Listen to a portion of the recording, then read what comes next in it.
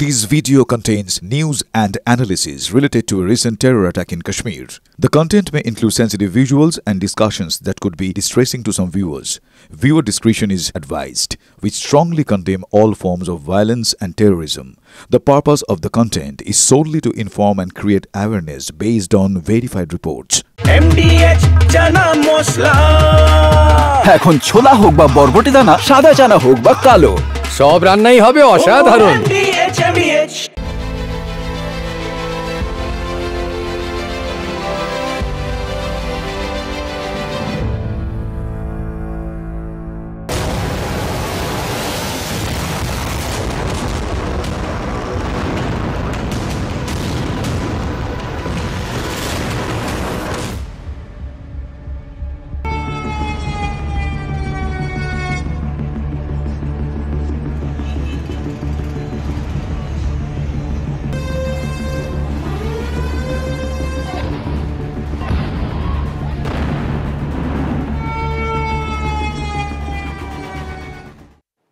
শুনলেন বদলার কথা পাক প্রধানমন্ত্রী শাহবাজ শরীফের মুখে। আরে কুঁজোরও শখ হয়েছে চিত হয়ে শুই। হ্যাঁ, ভারতকে চোখ রাঙানি। অপারেশন সিঁদুরে পাকিস্তানের একের পর এক জঙ্গি ঘাঁটি গুঁড়িয়ে প্রথমে মাটিতে মিশে গিয়েছে, তারপর পাকিস্তান গা ঝাড়া দিয়ে ওঠার আগেই আবার ভারতের অ্যাকশন। ছবিটা দেখুন আমাদের বিগ বলে, দেখুন একের পর এক ছবি দেখুন। একেবারে পাকিস্তানের শহরে ঢুকে, যে শহরগুলো অত্যন্ত গুরুত্বপূর্ণ শহর, লাহোরের আকাশে ড্রোন হামলা, লাহোরের আকাশে ড্রোন হামলা, ভারতের ড্রোন হামলা লাহোরের আকাশে। দেখুন পরের ছবি, লাহোরের সেনা ছাউনিতে আগুন, ভারতের ড্রোন এমন কাণ্ড, এমন লণ্ডভণ্ড কাণ্ড করেছে, লঙ্কা কাণ্ড, যে আগুন, পাক জনতা বিভ্রান্ত, কোত্থেকে কি হলো তখনও বোঝার উপায় ছিল না। পরে ভারত দায় স্বীকার করেছে। তৃতীয় ছবি দেখুন আমাদের বিগ বলে, রাওয়ালপিন্ডিতে ড্রোন হামলা, রাওয়ালপিন্ডিতে ড্রোন হামলা। এই জন্যই বলছিলাম যে পাকিস্তানের ভারতের বিরুদ্ধে যুদ্ধ করার শখ একেবারে শুরুতেই গোড়ায় ঘুচিয়ে দিল ভারত, মিটিয়ে দিয়েছে সেই শখ ভারত। পাকিস্তানের 25 জায়গায় 50টার বেশি ড্রোন অ্যাটাক, ড্রোন স্ট্রাইকে পাকিস্তানের যুদ্ধের শখ ঘুচিয়ে দিয়েছে ভারত। আবার প্রত্যাঘাত কেন করলো ভারত? মাঝরাতে ভারতের সেনার উপর হামলার ছক পাকিস্তানের। মানে যে রাতটা আপনি ঘুমিয়ে উঠলেন সেই রাতে পাকিস্তান চেষ্টা করেছিল ভারতের একের পর এক সেনাঘাঁটি গুঁড়িয়ে দিতে। কি হলো তারপর? পাকিস্তানের ভাষাতেই ইসলামাবাদকে জবাব ভারতের। মাঝরাতে পাক হামলার চেষ্টা, মাঝরাতে ভারতের 15টি শহর ছিল পাক নিশানায়।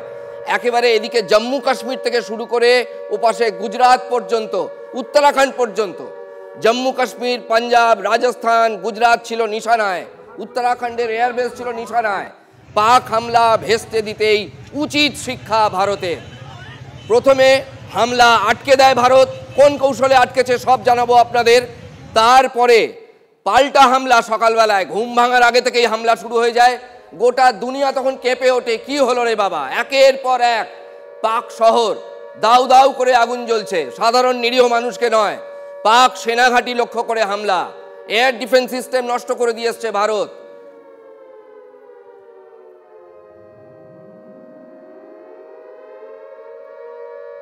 একে বলে শিক্ষা, একেবারে উচিত শিক্ষা। ভারতের বিরুদ্ধে লড়াই করতে আসবে তোমরা। ভারত ইসলামাবাদকে বুঝিয়ে দিয়েছে কত ধানে কত চাল। আর যারা এতদিন ভারতের শক্তি নিয়ে সংশয় প্রকাশ করছিলেন, ভারত আর কি করবে, পাকিস্তানের অমুক বন্ধু আছে, এই পাকিস্তানের তমুক বন্ধু আছে, তারাও দেখুন একবার ভারত কি করতে পারে। পাকিস্তান যেন মনে রাখে অপারেশন সিঁদুর এখনো চলছে। আমরা কাল বলেছিলাম না ঠোঁটকাটায় যে আমরা গন্ধ পাচ্ছি, খেলা এখনো শেষ হয়নি। এবং আমাদের প্রাক্তন সেনাপ্রধান তিনি একটা পোস্ট করেছিলেন, তিনি কি লিখেছিলেন, যেটা আমরা বিগ বলে দিয়েছিলাম, পিকচার আভি বাকি হ্যায়। এই পিকচারটা বাকি ছিল, আরও সম্ভবত পিকচার বাকি আছে। যদি পাকিস্তান ট্যাপও করে তাহলে আবার জবাব হবে। শাহবাজ শরীফরা যেন মনে রাখেন, ভারত এই দফায় কিন্তু শেষ দেখে ছাড়বে। आर्म्ड फोर्सेस ने जो कार्रवाई की है,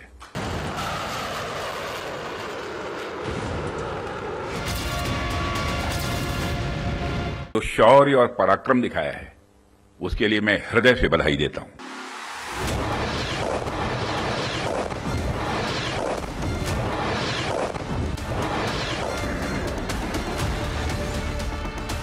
पाकिस्तान और पीओके में जिस तरह से हमारी आर्म्ड फोर्सेस ने टेरर कैंप्स को नेस्त नाबूद किया है, वो हम सबके लिए एक गौरव का विषय है। বাড়াবাড়ি করলে উচিত শিক্ষা পাবে পাকিস্তান, সেই পথে হেঁটেই অপারেশন সিঁদুর। 25 মিনিটে 9 জঙ্গি ঘাঁটি গুঁড়িয়ে দিয়েছে ভারত। আর তারপর বৃহস্পতিবার সকাল থেকেই প্রত্যাঘাত শুরু আবার।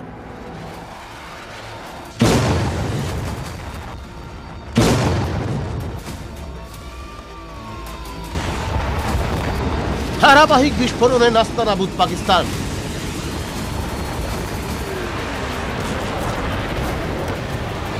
পঞ্চাশটির বেশি ড্রোন হামলা। রাওয়ালপিন্ডি, লাহোর, করাচির মতো শহরে ড্রোন হামলা। গুজরানওয়ালা, চাকওয়াল, অ্যাটক, বহাওয়ালপুর, মিয়ানো চরেও হামলা। রাওয়ালপিন্ডিতে পাক সেনার ঘাঁটিতেই হামলা। ড্রোন অ্যাটাক আটকাতে পুরোপুরি ব্যর্থ পাকিস্তান, দিশেহারা। ইসলামাবাদই স্বীকার করে নিয়েছে স্ট্রাইকে জখম পাক সেনা। দুপুরেই ভারত বিবৃতিতে বলে দিয়েছে 7 ও 8ই মে রাতে উত্তর ও পশ্চিম ভারতের সামরিক ঘাঁটিতে হামলা চালিয়েছে পাকিস্তান। শ্রীনগর, অমৃতসর, চণ্ডীগড়, লুধিয়ানা থেকে জম্মু, অবন্তিপোরা, জলন্ধর সহ 15টি জায়গায় ড্রোন ও মিসাইলের মাধ্যমে হামলার চেষ্টা হয়। তবে পাকিস্তানের নির্লজ্জ আক্রমণ ভারতের শক্তিশালী এয়ার ডিফেন্সের সামনে মুখ থুবড়ে পড়েছে। ভারত বিবৃতিতে জানিয়েছে, পাকিস্তান যেভাবে হামলা চালিয়েছে ঠিক সেই ভাষাতেই তাদের জবাব দেওয়া হয়েছে। লাহোরে একটি এয়ার ডিফেন্স সিস্টেমকে ধ্বংস করে দেওয়া হয়েছে। बलों ने पाकिस्तान के कई स्थानों पर वायु रक्षा रडार और प्रणालियों को निशाना बनाया। भारत की प्रतिक्रिया समान क्षेत्र में समान तीव्रता के साथ की गई। यह विश्वसनीय रूप से ज्ञात हुआ कि लाहौर में स्थित एक वायु रक्षा प्रणाली को निष्क्रिय कर दिया गया। তাহলে পাকিস্তানকে উচিত শিক্ষা, যে ভাষায় বোঝে পাকিস্তানকে জবাব ঠিক সেই ভাষাতেই। অতএব সামলে যাও পাকিস্তান।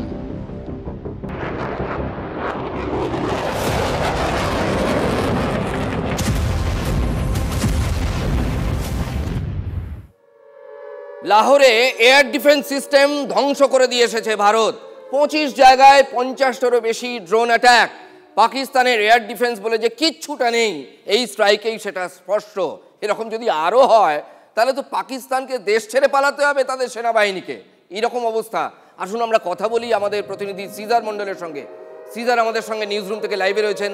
সিজার, পাকিস্তানের এয়ার ডিফেন্স সিস্টেম কেমন সেটা তো বোঝা গেল এক। দ্বিতীয় কথা হচ্ছে যে এটা কি ভারত ভবিষ্যতের কথা ভেবে করে রাখলো? কারণ এগুলো তো আর ওই বড় লরিতে করে বা কোনো গাড়িতে করে রাতারাতি এয়ার ডিফেন্স সিস্টেম বয়ে নিয়ে চলে এলাম যতই বন্ধুদের থাক, এটা তো সম্ভব নয়। ভারত এটা কেন করলো? ভবিষ্যতের হানার কথা ভেবে? দেখো, প্রথমেই একটা কথা বলি, পাকিস্তানের এয়ার ডিফেন্স খারাপ এবং সেই কারণে ভারত সফল হয়েছে বিষয়টা হয়তো সেরকম নয়। কারণ পাকিস্তানও চীনা প্রযুক্তির যে এয়ার ডিফেন্স সিস্টেম ব্যবহার করে HQ-9, সেটাও আন্তর্জাতিক ক্ষেত্রে যথেষ্ট স্বীকৃত। পৃথিবীর একাধিক দেশ, চীন ছাড়াও তুরস্কর মতো দেশও এই একই এয়ার ডিফেন্স সিস্টেম ব্যবহার করে। আর সেখানেই ভারতের সাফল্য। যে ড্রোন হার্পি বা হারপের মতো যে ড্রোন, এবং সেটা ইন্ডিজেনাসলি অর্থাৎ দেশীয় ভাবে যেটা বানানো হয়েছে ইসরায়েলি প্রযুক্তিকে কাজে লাগিয়ে, সেটা HQ-9-এর মতো উন্নত প্রযুক্তির এয়ার ডিফেন্স সিস্টেমকে ফাঁকি দিতে পারে এবং সেটা প্রমাণ করে দেখিয়ে দিয়েছে ভারতে তৈরি এই ড্রোন কতটা লেথাল হতে পারে। আর তার প্রমাণ আজকে গোটা দিন ধরে পাকিস্তান বুঝেছে এবং সেটা কতটা প্রিসাইজড অ্যাটাক হতে পারে সেটাও দেখা গেছে। যে 50টা ড্রোন অ্যাটাক হয়েছে 25টা জায়গায়, সবকটাই কিন্তু পাকিস্তানের বিভিন্ন শহরের সেনা ছাউনি বা ক্যান্টনমেন্ট সিটিতে ভাইটাল মিলিটারি ইনস্টলেশনকে লক্ষ্য করে হয়েছে এবং তারই ফলশ্রুতিতে লাহোরের এয়ার ডিফেন্স সিস্টেম কার্যত নিষ্ক্রিয় হয়ে গেছে।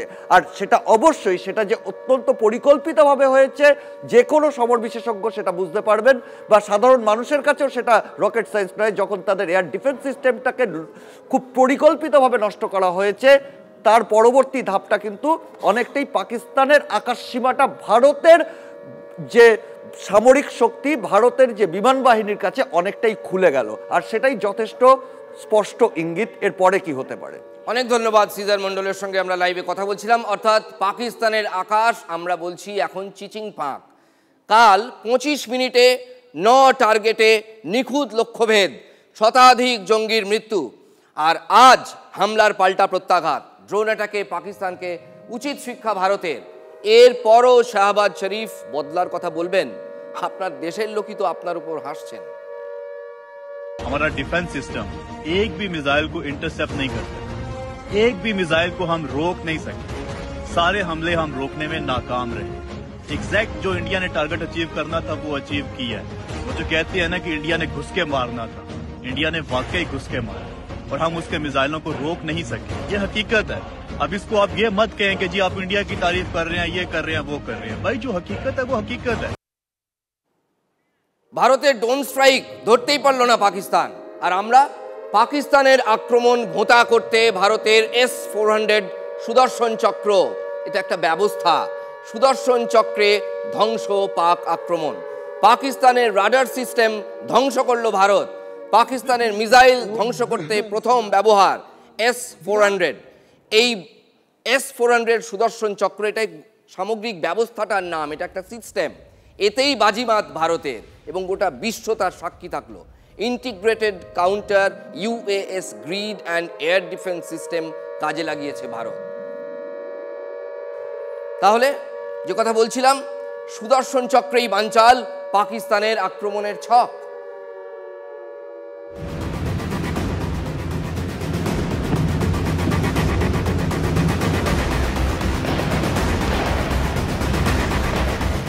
অপারেশন সিঁদুরের পর দিশাহারা পাকিস্তান, তারপর অবন্তিপোরা, শ্রীনগর, জম্মু, পাঠানকোট, অমৃতসর, জলন্দর, লুধিয়ানা সহ 15টি জায়গায় ড্রোন মিসাইল হামলার চেষ্টা। কিন্তু সে গুড়ে বালি, পাকিস্তানের আক্রমণ ভোঁতা করে দিল ভারতের S-400 সুদর্শন চক্র। অমৃতসরে উদ্ধার পাক মিসাইলের ধ্বংসাবশেষ।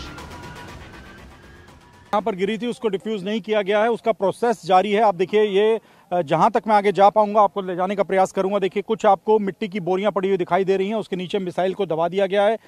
इंडियन एयरफोर्स और इंडियन आर्मी की जो एक्सपर्ट्स की टीम है वो यहाँ पर मौजूद है। শাহবাজ শরীফ, আসিফ মুনিরদের নির্লজ্জ আক্রমণ একেবারে মুখ থুবড়ে পড়ল। पाकिस्तान ने अमृतसर और पंजाब के जो 8 अन्य ठिकाने हैं, जो कि सैन्य ठिकाने भी हो सकते हैं या फिर सिविल ठिकाने हो सकते हैं, उनको टारगेट करने का प्रयास किया। और यहाँ पर ये जो मिसाइल है उसको न्यूट्रलाइज तो कर लिया गया था, लेकिन वो पूरी तरह से ब्लास्ट नहीं हुई और नीचे यहाँ पर खेतों में आ गिरी। পাকিস্তানের মুখেই শুধু লম্ফঝম্প, আর কাজে ইসলামাবাদের 20 দাঁতই ভেঙে দিল ভারতীয় সেনা। पाकिस्तान ने उत्तरी और पश्चिमी भारत में स्थित कई सैन्य ठिकानों को ड्रोन और मिसाइलों से हमला करने का प्रयास किया। इन हमलों को इंटीग्रेटेड काउंटर UAS ग्रिड और वायु रक्षा प्रणालियों द्वारा निष्क्रिय कर दिया गया। इन हमलों का मलबा कई स्थानों से बरामद हुआ, जो कि पाकिस्तानी हमलों का प्रमाण है। ভারতের শক্তিশালী সুদর্শন চক্রের সামনে ধরাশায়ী পাকিস্তান। দেখুন সুদর্শন চক্র কি জিনিস আর একবার বলি আপনাদের। সুদর্শন চক্র মানে S-400 শক্তিশালী ডিফেন্স সিস্টেম। এয়ার স্ট্রাইক নিষ্ক্রিয় করে দিতে পারে এবং তাই করেছে। S-400 শক্তিশালী এয়ার ডিফেন্স সিস্টেম এক রাউন্ডে কি করতে পারে? 36টা টার্গেটে লক্ষ্যভেদ করতে পারে। অপারেশনাল রেঞ্জ 40 থেকে 400 কিলোমিটার, মানে পাল্লা। আর টার্গেট ডিটেকশন মানে কতদূর পর্যন্ত কি আছে সেটা বুঝতে পারে, সেই রেঞ্জ হচ্ছে 600 কিলোমিটার। সর্বোচ্চ 64টা মিসাইল ধারণে সক্ষম এই সুদর্শন চক্র। পাকিস্তানের অবস্থাটা এখন কেমন হয়েছে জানেন? বারবার তারা কেঁপে কেঁপে উঠছে ভারতের প্রত্যাঘাতের ধাক্কায়। আক্ষরিক অর্থেই পাকিস্তানের এখন বেসামাল দশা। সেনাবাহিনীর মনোবল ভেঙে গেছে, রাজনীতিকরা কান্নাকাটি করছেন। সব দেখাবো, একে একে রেখেছি আপনাদের দেখানোর জন্য। রেডার সিস্টেম শেষ, জঙ্গি ঘাঁটি শেষ, আর মানুষের ক্ষোভ সেটা কিন্তু শেষ নেই, সেটা বরং বাড়ছে। অর্থাৎ আম পাকিস্তানি নাগরিক তাদের ক্ষোভের পাহাড় জমছে শাহবাজ শরীফের সরকারের ওপর। তারা বলছে সরকারটা নালায়েক, আমাদের সেনা পুলিশ সব নালায়েক, আর এত কিছুর চাপ যেখানে, সেখানে কি হয় জানেন তো? দেখুন দেখি কেমন চোখের জল ফেলতে হচ্ছে একে, তাও পাক সংসদে দাঁড়িয়ে। আচ্ছা, পাক সংসদে দাঁড়িয়ে নিশ্চয়ই অন্য কেউ চোখের জল ফেলবেন না, তিনি একজন সাংসদ, সেটা বলে দিতে লাগে না। কিন্তু তিনি জেসে লোক নন। পাক পার্লামেন্টে দাঁড়িয়ে যিনি কাঁদছেন তিনি প্রাক্তন মেজর তাহির ইকবাল। সব আশা কার্যত ছেড়ে দিয়েছেন তিনি, এবং দেশের দশের অবস্থায় একেবারে কেঁদে ভাসাচ্ছেন। আরেকটা দিকে আপনাদের দেখাবো, আরেকদিকে মুখে হুমকির ফুলঝুরি শাহবাজ শরীফের, কিন্তু শিয়ারে সংকট। তিনি যাবেন কোথায়? ঘরেই তো বিপদ। তিনি সামলাতে পারছেন না কিচ্ছু, শুধু বড় বড় কথা, এই করব সেই করব, মানে হ্যান করেঙ্গা ত্যান করেঙ্গা, কিন্তু বাস্তবে তিনি কিচ্ছু করতে পারছেন না, কারণ ভারত মাজা ভেঙে দিয়েছে। একটা জিনিস অবশ্য হচ্ছে, পরের পর বৈঠক করছেন শাহবাজ শরীফ। এটা নিয়ম করে প্রত্যেক দিন বলা যায়, এবেলা ওবেলা তিনি বৈঠক করছেন পাক প্রধানমন্ত্রী। আতঙ্কে তটস্থ, কিন্তু মুখে লম্বা চওড়া ভাষণ আর হুঙ্কার দেওয়ায় কোনো বিরাম নেই। এদিনও জরুরি বৈঠক করেছেন তিনি, সূত্রের খবর সেই বৈঠকে হাজির ছিলেন পাকিস্তানের সেনা এবং ISI এর কর্তারা। এমনকি ভাইকে সাহায্য করতে পৌঁছে গিয়েছিলেন পাকিস্তানের প্রাক্তন প্রধানমন্ত্রী নওয়াজ শরীফও। তিনি তো আগে দেখেছেন ভারতের রূপ বাজপেয়ী জমানায়। শাহবাজের অফিসেই এই বৈঠক হয়েছে। বর্তমান পরিস্থিতি নিয়ে দীর্ঘ আলোচনা হয়েছে প্রধানমন্ত্রীর আজকের এই বৈঠকে, কিন্তু ওই পর্যন্তই, আলোচনাতেই সব শেষ। পাকিস্তান জুড়ে এদিক ওদিক এখন ঘন ঘন শুধু সাইরেন বাজছে, মানে সাবধান হও। পাক পুলিশ ঘোষণা করছে বাড়ি থেকে বেরিও না। লন্ডভন্ড হয়ে গেছে পাকিস্তানের শহরগুলো, এবং সবথেকে বড় কথা, সাধারণ মানুষ দূর থেকে মোবাইলে ছবি তুলছেন এরম করে, যখন কোথাও আগুন জ্বলছে, বোঝার চেষ্টা করছেন এটা কোথা থেকে এলো। কানে নিশ্চয় যাচ্ছে পাক সরকারের প্রধানদের, আপনাদের জনতা কি বলছে। বিপদের মাত্রা তারা এখন হাড়ে হাড়ে টের পাচ্ছেন। কিন্তু কি করবেন? ভারতের অপারেশন সিঁদুর শুধু যে জঙ্গি ডেরাগুলি ধ্বংস করেছে এমনটা তো নয়, কার্যত কোমর ভেঙে দিয়েছে পাক সরকারের, পাক সেনার। এখন আম জনতা তাদের নিজের সরকারকে নিয়ে সংশয়ী হয়ে পড়েছে। এমনিতে সেখানে প্রচণ্ড অভাব, মানে যাদের কিছু মানুষ খুব বড় লোক আর কিছু মানুষ সবজি কিনতে পারে না, এইরকম দুটো শার্প ডিভাইড আছে পাকিস্তান, শ্রীলঙ্কা এই ধরনের দেশে। সে তো অনেক দিনের, এখন সেই ডিভাইডটা আরও বেড়েছে, কারণ খরচা করতে হচ্ছে, মুখ দেখানোর জায়গা নেই তাদের। একের পর এক মিথ্যাচার এখন সবার চোখের সামনে, গোটা বিশ্ব দেখছে পাকিস্তানের মুখ আর মুখোশের ফারাকটা কোথায়। ये एक देश है जिसने अपना इसका जन्म लेते ही झूठ शुरू हो गया था। 1947 में जब पाकिस्तानी फौज ने जम्मू कश्मीर पे दावा बोला, तो उन्होंने किसी ऐसे वैसे व्यक्ति से नहीं, संयुक्त राष्ट्र से झूठ बोला कि हमारा कोई लेना देना नहीं है इससे। ये लोग जो गए हैं वो तो कबायली हैं। वो तो जब हमारी फौज वहां पे पहुंची और UN के लोग, संयुक्त राष्ट्र के लोग खुद वहां पे पहुंचे, उन्होंने देखा कि वहां तो पाकिस्तानी फौज घुसपैठ करके आ गई है, उसके बाद पाकिस्तान को मुंह की देखनी पड़ी और उनको मानना पड़ा कि हाँ, उनकी फौज वहां पे कुछ समय से पड़ी हुई है। तो ये जो यात्रा है एक तरह से 75 साल पहले शुरू हो चुकी है। तो I am not surprised that this kind of disinformation is being indulged in. ঠোঁটকাটায় এখন একটা ব্রেকের সময় হয়েছে। ঠোঁটকাটা স্পেশাল নিয়ে যখন ফিরবো তখন আপনাদের দেখাবো ভেতরে বালোচ অর্থাৎ BLA আর বাইরে ভারত কিরকম পিষে যাচ্ছে পাক সরকার আর পাক সেনা। বাহ, এবার হয়েছে স্বাদ। হ্যাঁ, অপূর্ব স্বাদ। MDH এর চাঙ্কি চাট মশলা, জীবনে আসল স্বাদ জাগলো। আসল মশলা, yes, MDH।